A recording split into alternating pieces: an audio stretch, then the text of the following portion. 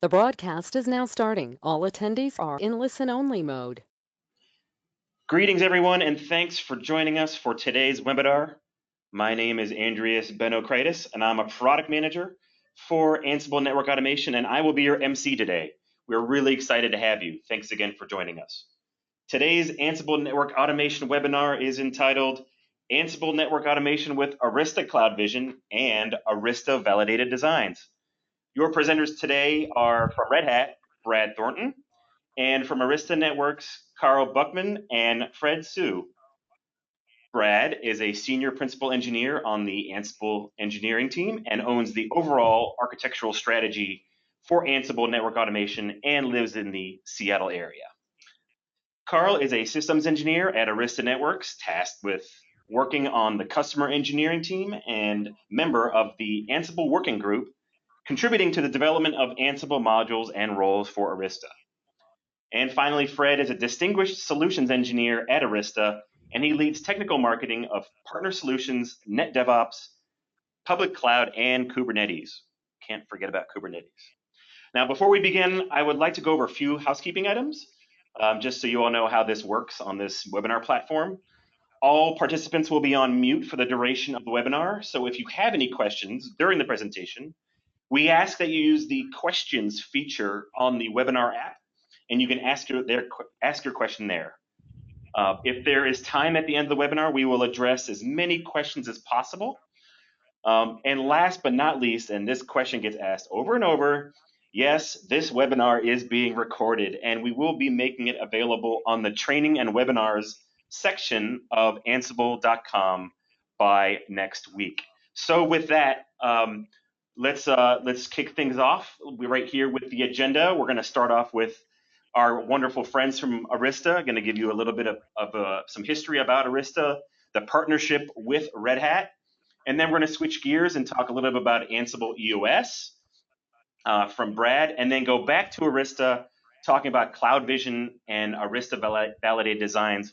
And there could be nothing more in a webinar but having a demo, a live demo that Carl will take care of. So we have a lot to do today, so let's jump in. Without further ado, Fred from Arista. Thank you.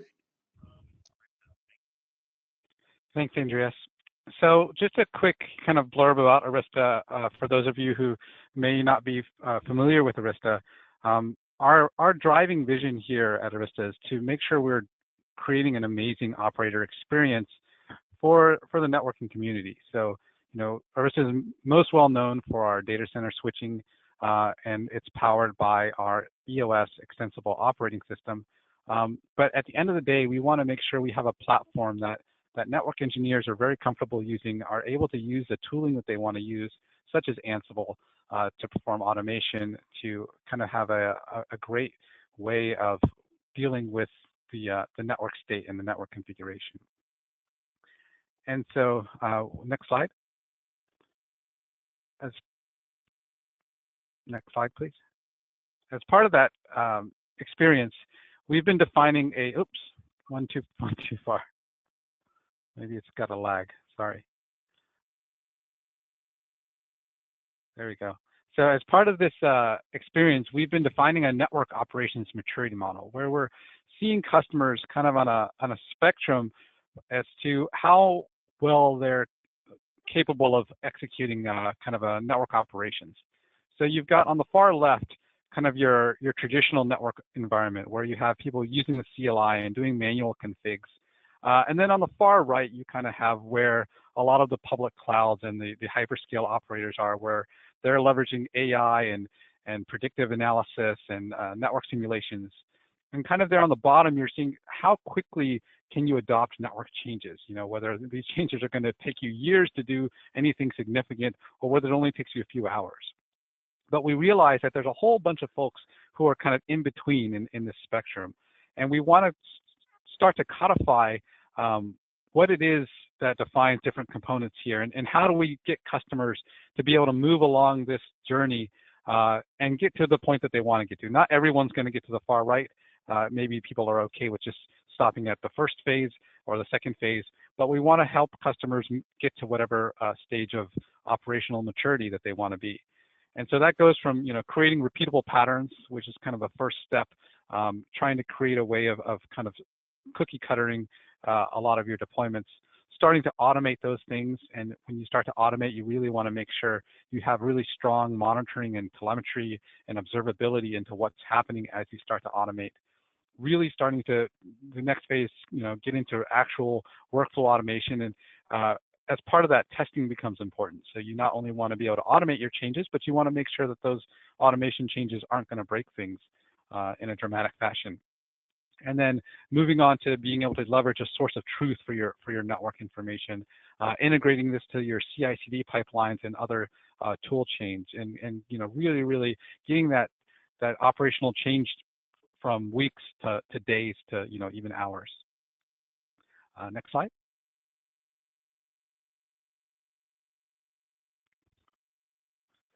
So Ansible and Arista have had a really long-standing partnership. So this goes back to the very, very early days of Arista. We've had support for automation through Ansible, particularly with EOS and now with CloudVision, which we'll be talking about here. We are actually one of the first network vendors who have adopted the new collections framework, and we do have offerings already in the Red Hat Automation Hub. And as I mentioned, we can have Ansible automate EOS, automate the switches and network devices directly, as well as have Ansible drive our CloudVision management platform, so we can actually leverage the best of both worlds, where you get Ansible for your kind of config management, and you can still leverage all the great features of CloudVision. But as we said in the beginning, Arista's EOS, our underlying operating systems, have always been built from the ground up to make sure that they're highly programmable and highly automatable. Next slide.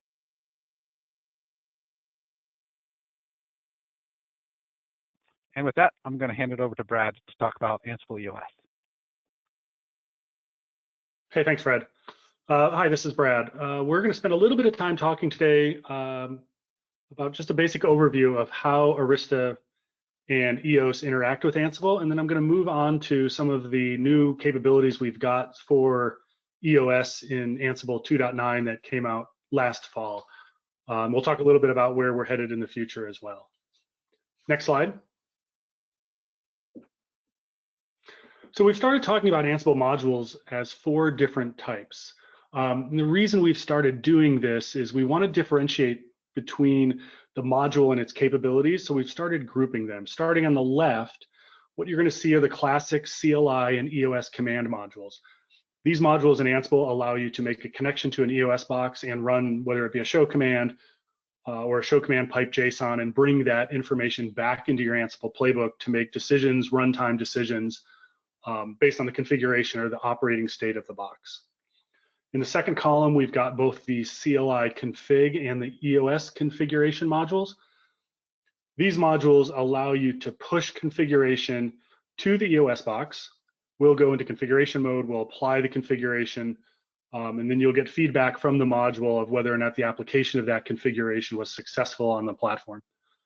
In the third column, we've got the facts modules, and this is really where I'm going to focus more time today, is on the facts and the resource modules. Historically, there has been an EOS facts module, which gave you basic platform information about the version, the memory, the number of interfaces, and in some cases, some very basic configuration information. Last fall, we've integrated the new resource modules with the facts modules. We've enabled the ability to gather facts at the top of the playbook using the gather facts keyword, which historically didn't work. We've also enhanced the facts modules to return configuration data. The configuration data we return from the facts module is in the exact shape and format that the resource modules require for their inbound payload. The resource modules, this is really where we spent a lot of time last year. And what we found was we had the CLI command and config modules, we had the platform specific.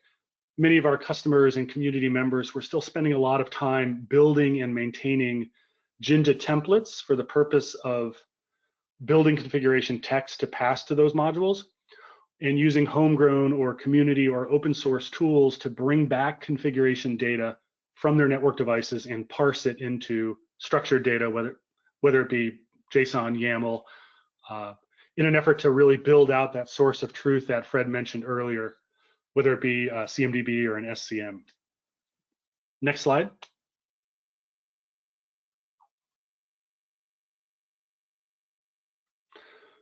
So here's the way the facts work now. And this is a change with 2.9.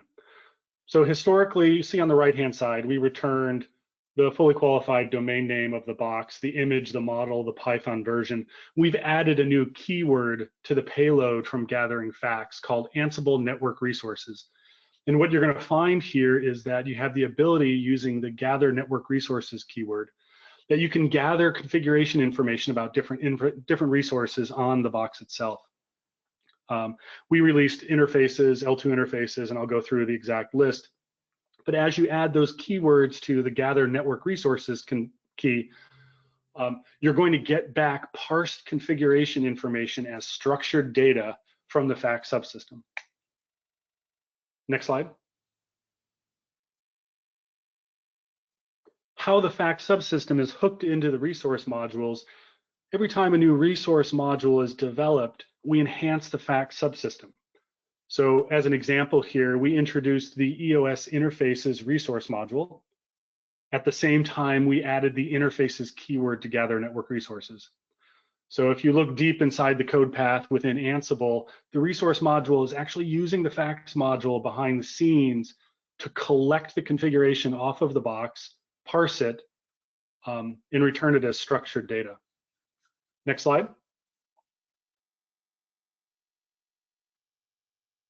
Here's just a quick example of one of the changes in 2.9. I don't know if anybody is familiar with this, but you've always had to have gather facts false on the top of your box.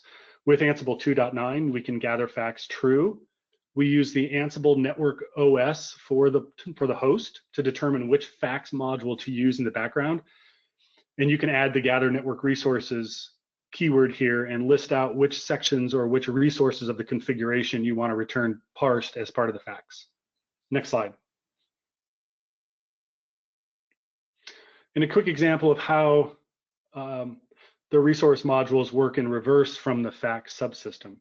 So you'll see the payload here, the structured data on the left-hand side. This is an example of what the fact subsystem will be returning to the playbook author. That information can be passed without reformatting or structure change to the resource module. The resource module will convert it back to configuration text and apply the configuration to the box.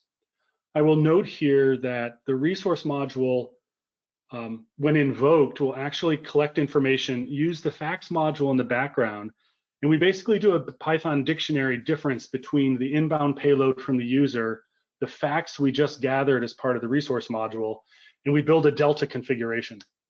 And that's actually what gets pushed to the box. Next slide, please.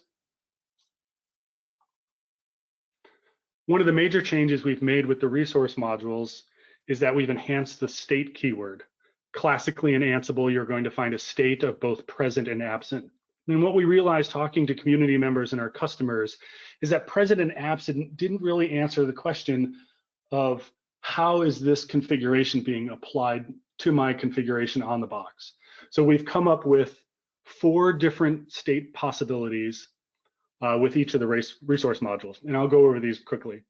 Merged, if you provide a state of merged, we take the user provided payload and we merge it with the configuration on box. So if you have 10 VLANs on the box and additional VLANs are provided to the resource module, it's an additive change on the configuration of the box. Replaced allows you to replace the configuration for a given resource on the network device. Closely related to replaced is overridden, where if there are multiple instances of the resource, let's take ACLs as an example. If there are 10 ACLs on the network device and a state is provided of overridden and the user provides only 2 ACLs, the resulting on the configuration on the box will only have 2 ACLs. So extra configuration is removed with overridden, and the provided is ensured to be in the configuration. And then fairly obvious, we have deleted. Deleted will remove configuration that is in parallel with the scope of the resource module. Next slide, please.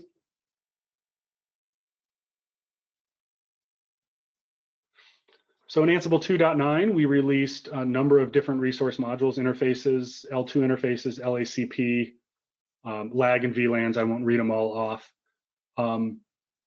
The reason we decided, there were really two factors when we looked at what we were going to deliver in 2.9. We wanted to deliver the most commonly used and obviously some of the simpler resource modules to really build out the code paths inside of Ansible to handle the fax integration with the resource modules. And what we're working on right now, there's one missing here. We've got static routes coming, ACLs, ACL interfaces, which is the interface specific ACL configuration, BGP and OSPF. Those are fairly complicated, so those are going to take a little bit of time. The one thing I will note about the resource modules is we are developing at the same time resource modules for all 6 platforms that Ansible supports. So when you see EOS interfaces delivered in 2.9, you'll find the other platforms as well. Same with what we're working on for this year. Next slide. And now I'm going to turn it back to Fred, I believe. Yep. Thanks, Brad.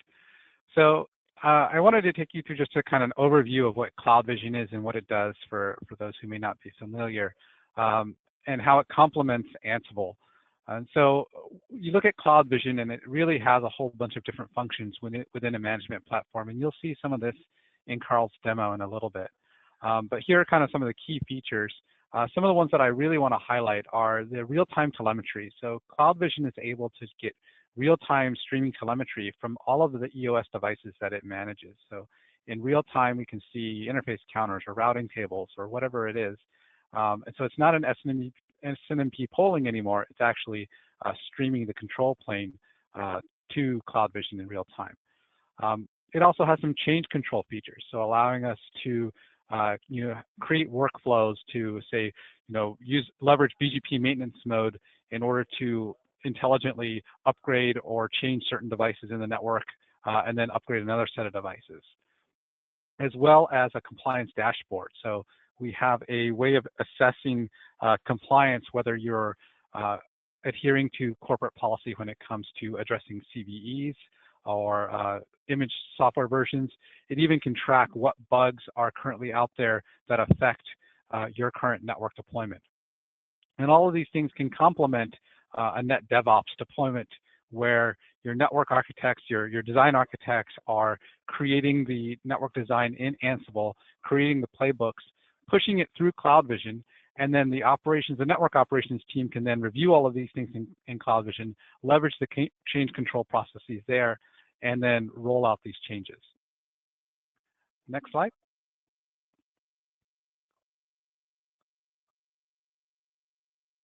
So here's kind of a quick summary of a bunch of the collections that we've been developing for and with Ansible.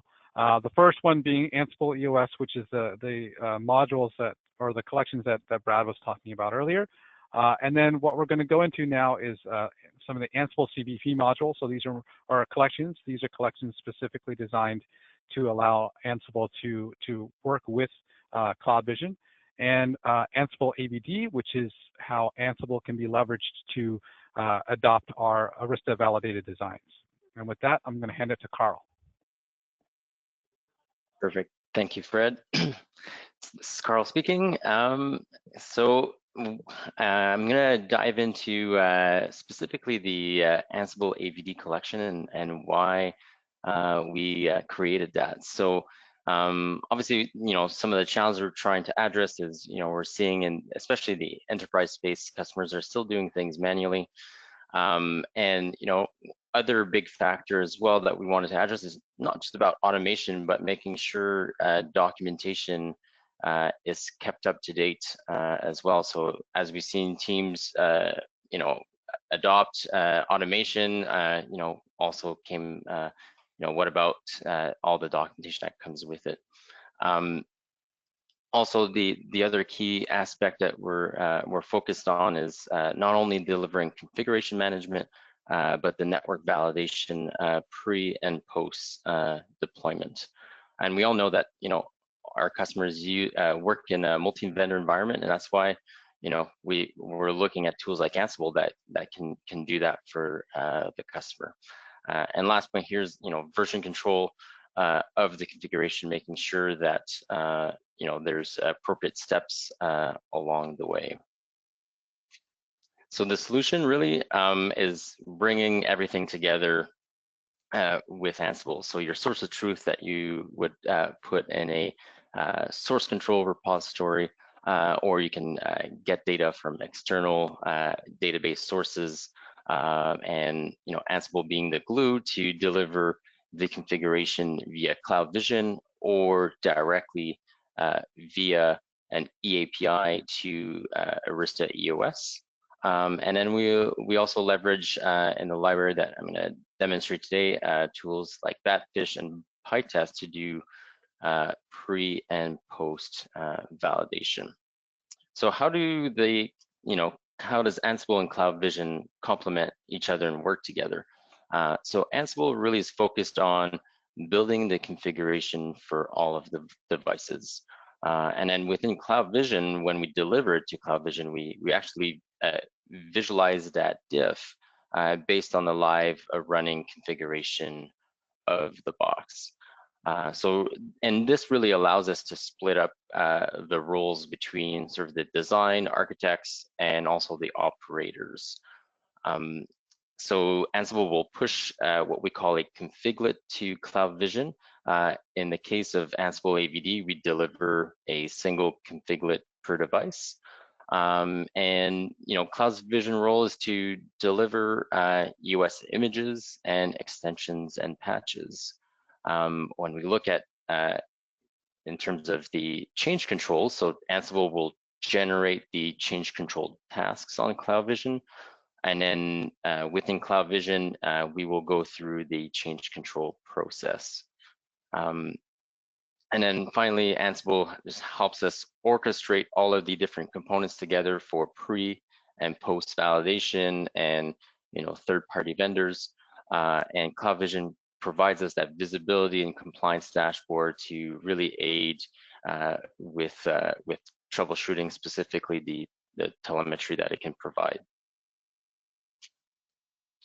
So what is Ansible AVD and what we're trying to do there? So one is we want to accelerate the net DevOps adoption by providing sort of a set of roles and modules that are ready to be used in the field. And this is actually being used internally by Arista AS and SEs when we're delivering some of our newer projects.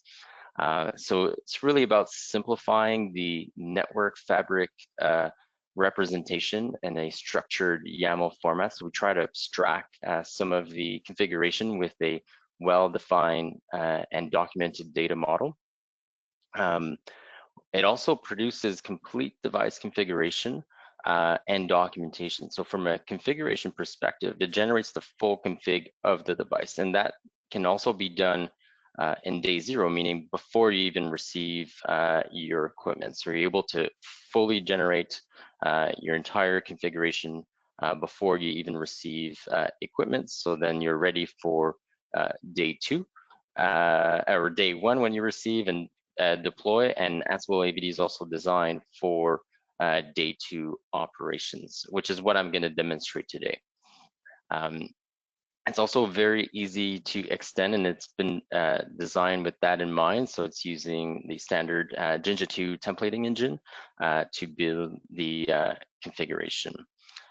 From a pre and post network validation, like I mentioned, we're using Batfish, PyTest, and another library called Word to provide testing of the intended configuration versus the actual configuration, and all of those tests are written natively in Python using PyTest. So I'm going to walk you through an overview of how essentially AVD can be used together, and we've published all of these examples to our NetDevOps example on the Arista GitHub page, so you can see this on GitHub as well. And actually, you could download it and work with it even if you don't have a lab or equipment, because the first 3 roles actually don't require any equipment but a Linux VM running Ansible and the various requirements that are listed in the repository. So from an input perspective, all of the input that we demonstrate are done statically using group and host vars. But of course, you could extend this using external data as well. You would just have to integrate that component. So the first role, really, it's about providing an opinionated data model on how to build a leaf and spine fabric. So this So it inputs your group and host vars, and it generates a structured config file in YAML format. And it will also produce documentation in Markdown and CSV. The reason to generate this structured config is twofold. One, it allows us to naturally detect duplicate based on how it's structured. So if you enter the same VLAN twice, we'll actually catch it during the stage of once it builds the YAML file. But it also allows us to build documentation very easily. And also we use the same data to build some of our post validation tests. The next role, the EOS CLI config gen, its purpose is to generate the full configuration file and also documentation per device. This third stage is a role that will execute some of our tests that we have using Badfish to evaluate, to ensure that things are kosher in the configuration that we've generated. So it's able to catch, for example, a duplicate VNI when it comes to our VXLAN configuration, or it's able to detect an ACL that has a typo in it, things like that. So and it can do many advanced things. The fourth role here is the configuration deployment via CloudVision. So it will actually take the intended configuration, deliver it to CloudVision. It will also build the container topology in CloudVision that can be used to then deliver essentially configuration to sets of devices or EOS upgrades. And finally, once we've, in terms of the way we interact, then we go on CloudVision to approve and deploy the roles or the configurations to the devices. And afterwards, we can run some post validation testing. So now, without further ado, I'm actually going to go into my demonstration. And then the first demo that I'm going to do is we are going to add a new tenant called Ansible demo. And I've purposely made, so I've pre-staged the configuration because I didn't want to type all of this live. So I'm just going to uncomment it. So just walking you through, so this is the way you interact to essentially build a new tenant. I'm going to define a Mac VRF VNI, and I'm going to define some VRFs with some VNIs and some SVIs along with some tags. The tags are used to actually filter to where they get deployed from a switch perspective. And you can see here, the data is very abstracted. There's not any data related to the actual EVPN configuration, but we'll see that getting built. So I'm going to start off the job. So I'm going to run the playbook called DC Fabric Deploy, which this playbook essentially will go through and start building my configuration. So we can look at this live, and we're going to see the various artifacts being created.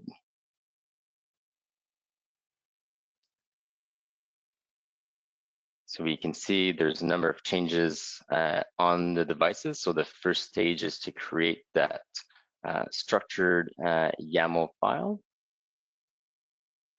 And then I'm just going to wait until we see some of the actual CLI configurations, and then we can look at the diffs on those configurations. So we can see we've deployed now the VLANs to, or we not deployed, but we pre-staged that configuration so we can see what it created. So just talking about the abstraction that it provides, so we can see it created the layer 2 VLAN, it created the VRF instance. And if I scroll down to the other changes, I can see it created the SVI interfaces, the VXLAN to VNI mapping. And finally, in BGP, I'm going to see essentially the MAC-based VRF and then the IP-based VRF for EVPN. And then let's take a look at, I see that the role has finished and I can see I had a failure. So I can see that that fish actually failed, and that's because I had essentially one of my tests have failed. Obviously at the command line, this does not look, it's kind of hard to see, but it generates a full web report. So I'm gonna go into the test report. Let me just refresh this. So now I can see that essentially I used a VNI that was already assigned. So let's go and fix that in the data model and rerun the test or rerun the play to build the configuration. I also noticed my operator had mentioned to me that I not only needed to configure these VLANs on leaf 1A, but also on 2A and 2B.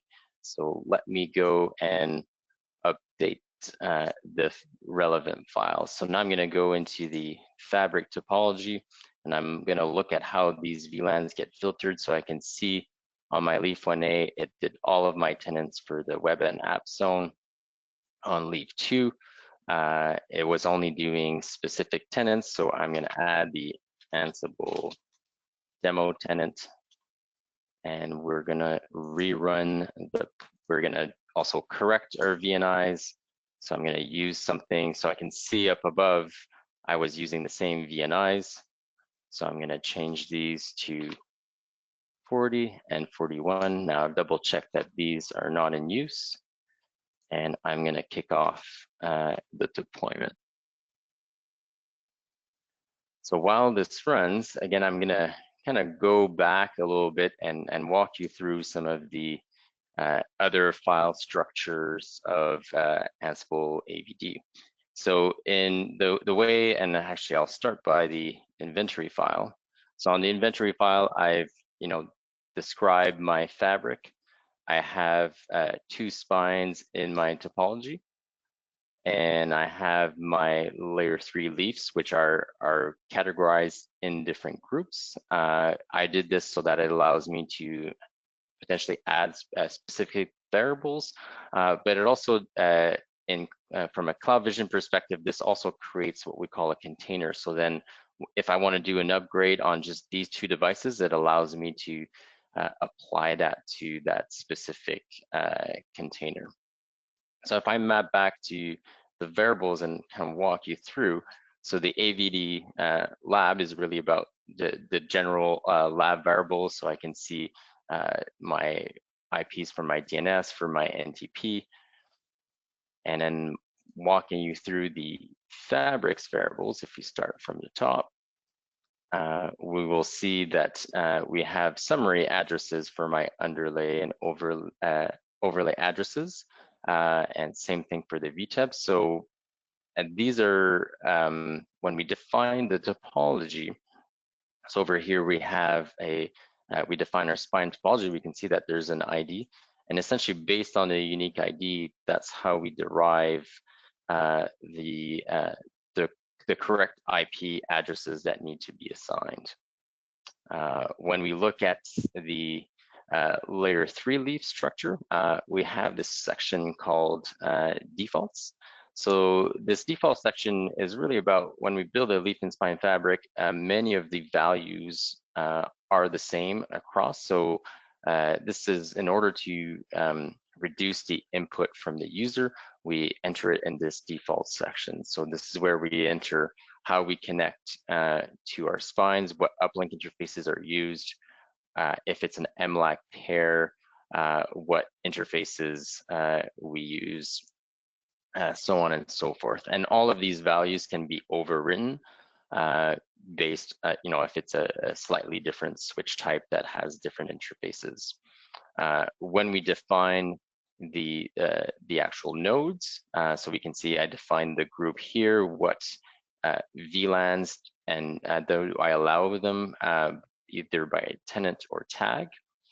And then we define the nodes. Some abstraction happening here. If I define 2 nodes, this will automatically build an MLAC pair between these nodes. Again, reducing kind of the logic and thinking that the operator needs to do in order to deploy the fabric. And we can see here as well, the ID assigned to each node, which helps derive and assign IP addresses. So now I can see that the playbook actually succeeded, and I've done my deployed the configuration.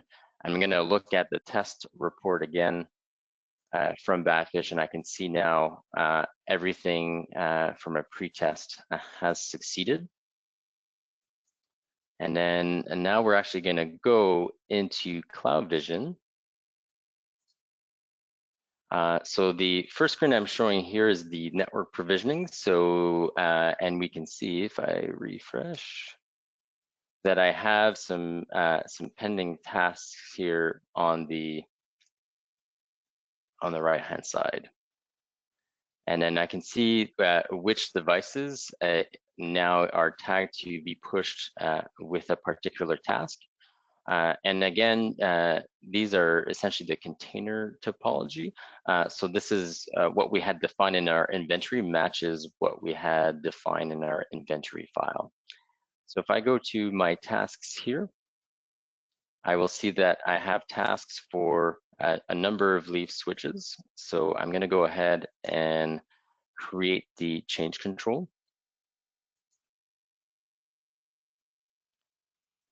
So when I'm creating the change control, and what Fred had mentioned earlier, we're able to stage and apply these configuration and also add various actions. To keep the demo as short as possible, I'm just going to add a stage, and I'm going to move 2 switches to a different stage, and I'm able to run. In this case, it's running it will run the deployment in parallel, but I can also stage it so that the deployment is done serially.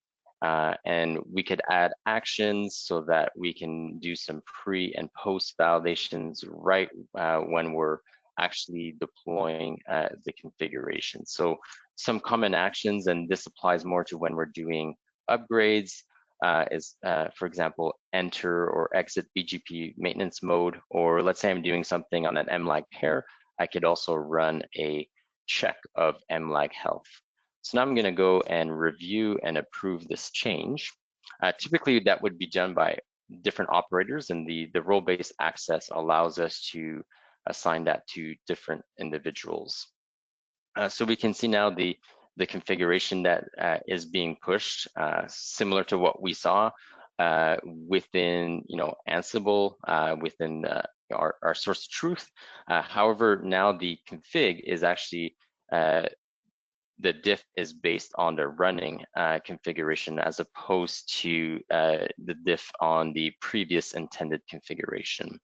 So I can go ahead and review all of my changes, and I know that all is good. So I'm going to go ahead and approve, and I'm going to execute the change control. So again, I can I can approve the change control, and then I can decide when to execute it. So when it's executing now, I can see that the change control is executing stage 1, and if this is valid, it's going to execute change 2. The other piece, while this is deploying, that I want to demonstrate is around our compliance and telemetry. So one of the operators called us and mentioned that there's an issue with one of our devices. So this is the main dashboard of our devices, and he mentioned that on Leaf BL1B that it's complaining that it's missing one BGP peer. So that could be a number of things. It could be, a connection that's unplugged or interface. Let's take a look at how we can troubleshoot this with some of the post-validation role that we have. So I'm going to go back in Ansible, and I'm going to run the playbook to validate or help me troubleshoot what could be wrong. So post validation. So this playbook, what it actually does, it goes on every device, collects some show commands, and then we've written some tests in both PyTest and WARD to be able to evaluate what the issues could possibly be. So now it's going through each device and collecting those show commands. We transform the data first, and then we do the validation, and we can see, okay, it also identified a failure. So I can see this again in PyTest. So now I have a test report, and I'm going to refresh this. So I can see it identified here some failed tests. Alternatively, if I don't want to go to this web page, I'm going to use I'm going to launch the other test that we've written in a library called WARD, and now I can see the diff of where my potential mistake is. So I can see on Leaf on the spine 2, I can see I'm missing a connection. So this is based on my LLDP neighbors. So let me go and see, and this is running in a virtual lab. So I'll be able to go and fix this. So I'm going to go ahead and connect the missing link. I'm going to save this. So now that the link is back online, I can go to the telemetry, and I saw this live. I just connected it, and that's the power of telemetry. It's real time. So I can see now that I have my peer established. Just to make sure, I'm going to run my validation playbook again and make sure that my tests are successful.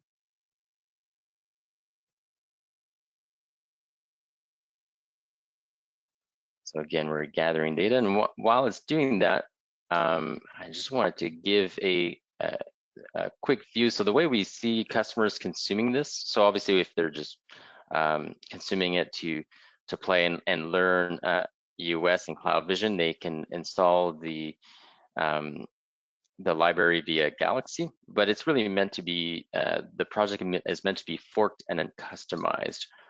So if I go into some of the templates that have been written and how they're built, so I'm going to go into specifically the templates for the abstraction layer.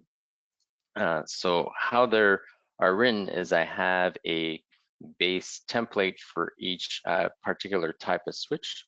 So let's go in the layer 3 leaf and spine.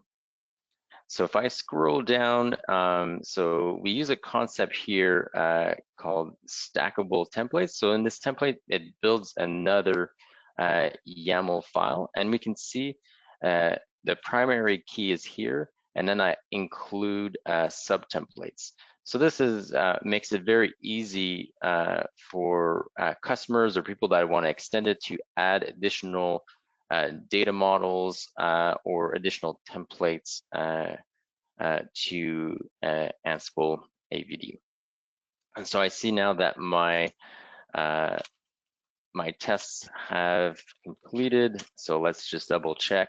So now I can see that my topology is correct. All my BGP peers are correct. And I'm good to go. And my reports should also be up to date. So I can see that all my tests have succeeded. So this will end the demo for today. So I'm gonna pass it back to Andreas and Fred. Okay, great. Thank you so much all for presenting. We have lots of questions. We do have some time that we have in the queue. We've been trying to reply to ones that we have. There's just been a lot on here. So we're gonna try and go through these as quick as possible. So we're gonna kind of rapid fire these. Most of them are for you, Carl and Fred. So I'm just gonna go ahead and if you wanna just unmute, I'm just gonna ask the questions in here and hopefully they're sufficient for answering. So the first one is, why not use the data model as the data source for post-validation? So we actually leverage so for the post validation, we actually use the structured data that's generated for post validation. Okay. A question was, are you all using the resource modules as part of this effort behind the scenes, or is this kind of a little bit different? So when you're deploying with CloudVision, essentially the only thing native to Ansible is the template modules to generate the artifacts. And then when we're deploying with CloudVision, it's the arista.cvp collection custom modules.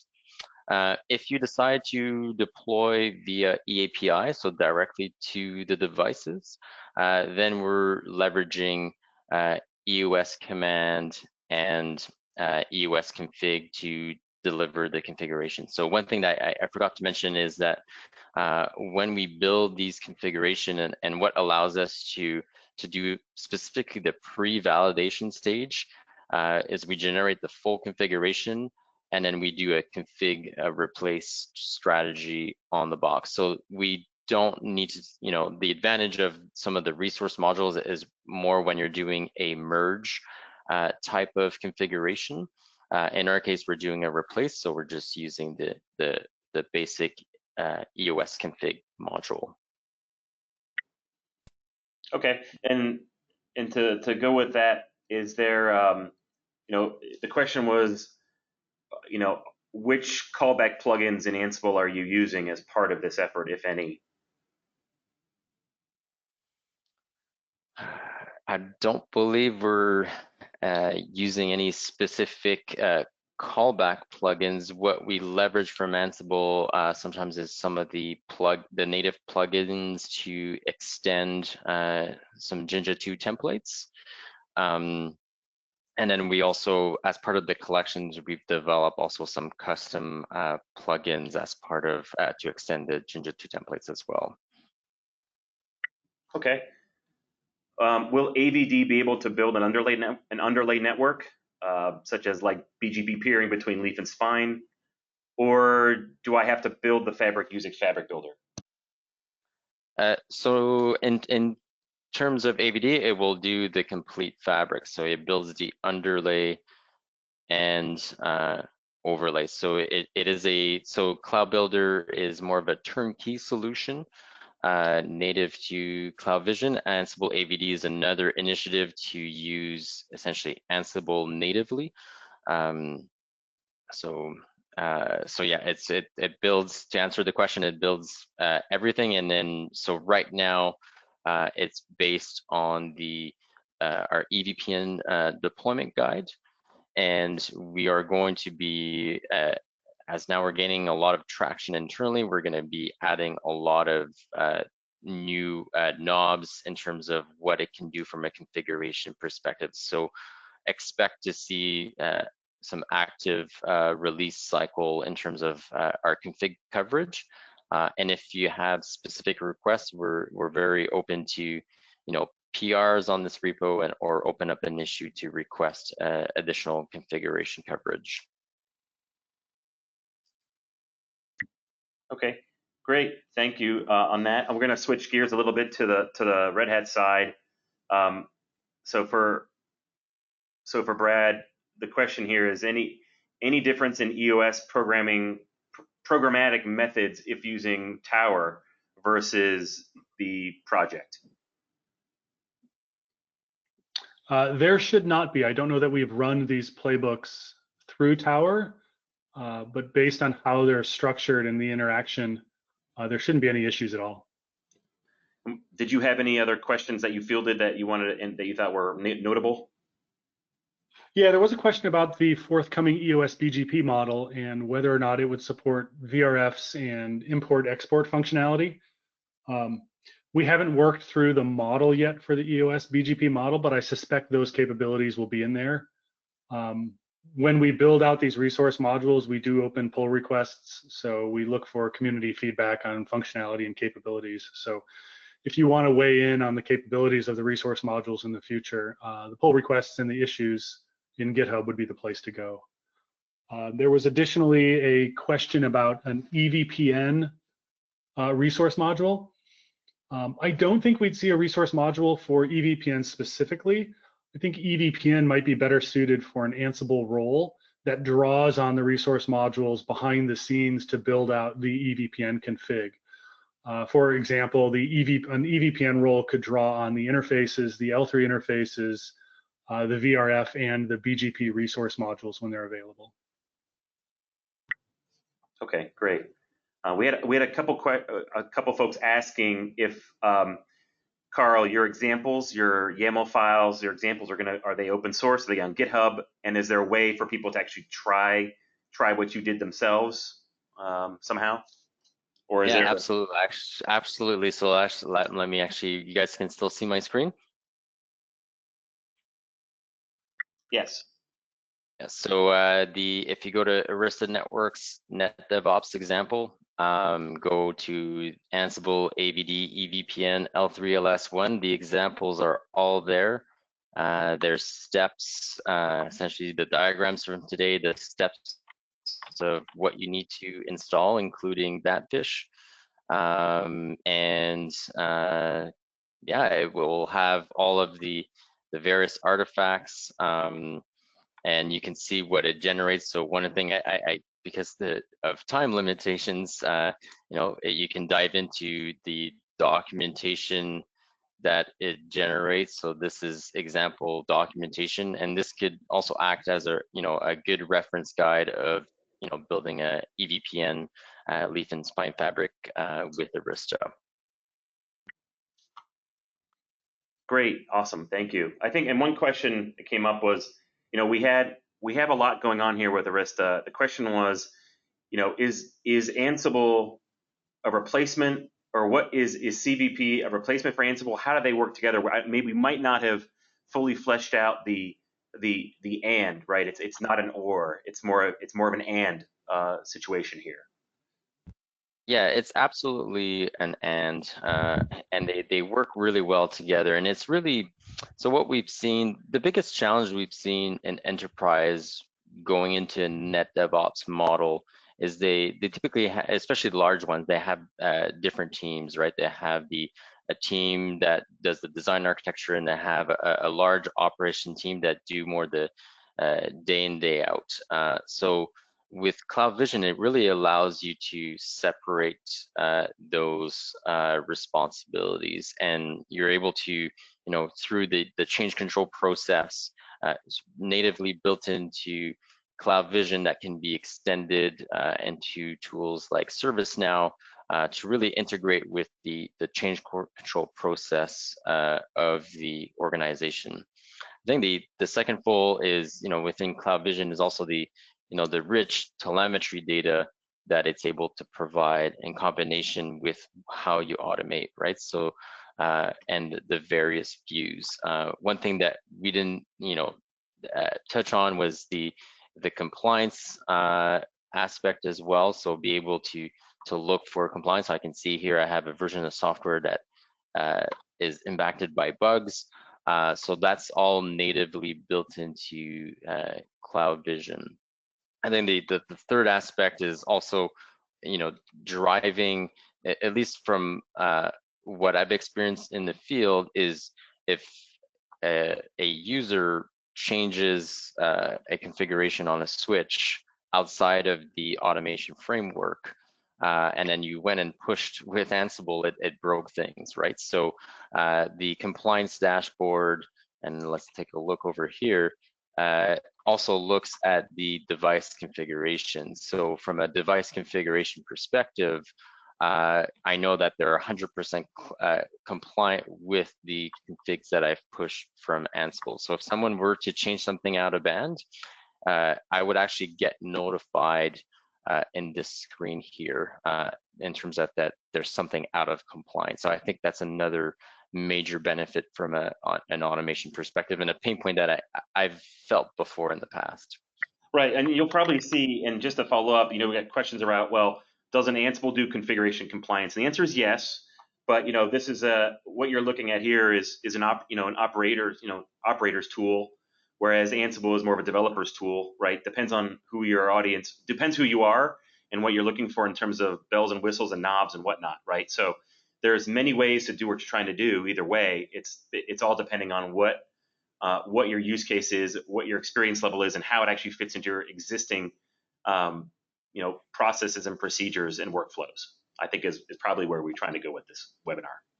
Exactly, and like I demonstrated, we still do some post validation native to Ansible, right? So we really, it's about using, it's not one versus the other.